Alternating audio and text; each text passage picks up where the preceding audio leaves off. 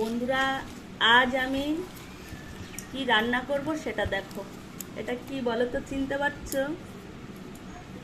এটা হচ্ছে কচুরলতি।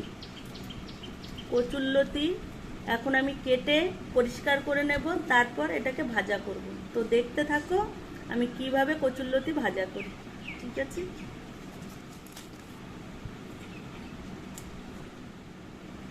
এইভাবে ছোট ছোট করে কেটে নেব। ঠিক আছে বন্ধুরা, প্রথমে আমি গ্যাসটা অন করে দিলাম, মানে গ্যাসটা জ্বালিয়ে একটা কড়াই বসিয়ে দিলাম। কড়াইটা গরম হলে দিয়ে দেব সর্ষের তেল। সর্ষের তেল একটু বেশি দেব, কেননা তেলে কচুরলতিটা সেদ্ধ হবে। তো তেলটা গরম হওয়ার পর আমি প্রথমে দিয়ে দেব পাঁচফোড়ন, তারপর দেব রসুন, পেঁয়াজ আর কাঁচা লঙ্কা ফোড়নে। সব রসুন থেতলে নিয়েছি, পেঁয়াজ কুচি আর কাঁচা লঙ্কা চিড়ে। তারপর দেব পরিমাণ মতো লবণ আর হলুদ দিয়ে মশলাটাকে মিশিয়ে নিয়ে কচুরলতিগুলো ঢেলে দেব। কচুরলতিগুলো দিয়ে ভালো করে মিশাতে হবে, মিশিয়ে একটা ঢাকনার সাহায্যে ঢাকা দিয়ে দিতে হবে। তো দেখতেই পাচ্ছ, ভালো করে মিশিয়ে ঢাকা দিয়ে দিলাম।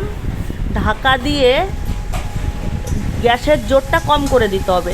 তারপর বারবার ঢাকা খুলে নাড়তে হবে, বারবার একটু বাদে বাদে ঢাকা খুলে খুলে নাড়তে হবে। এইভাবে কচুরলতিটা ভাজা হয়ে যাবে, সেদ্ধও হয়ে যাবে, সঙ্গে সুন্দর ভাজাও হয়ে যাবে। তো দেখতেই পাচ্ছ আমার কচুরলতি ভাজা অলরেডি কমপ্লিট। তো কচুরলতিটা পুরোপুরি ভাজা হয়ে গেছে। তো দেখো পুরোপুরি সেদ্ধ হয়ে গেছে, তাহলে অলমোস্ট ডান আমার কচুরলতি ভাজা।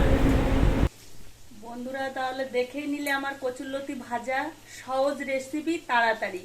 কেননা আমার সব কাজই ব্যস্ততার মধ্যে করতে হয়, যেহেতু আমাদের দোকান আছে, দোকানে যেতে হয়, দোকান থেকে এসে তাড়াহুড়ো করে রান্না করতে হয়। তাই তাড়াহুড়ো রেসিপি আমি তৈরি করি, যাতে শর্টকাটে তোমাদের দেখাতে পারি বা আমি তাড়াতাড়ি রান্নাটা করতে পারি। তো হয়ে গেল আমার কচুরলতি ভাজা। এইভাবে বাড়িতে ট্রাই করো, অবশ্যই ভালো লাগবে।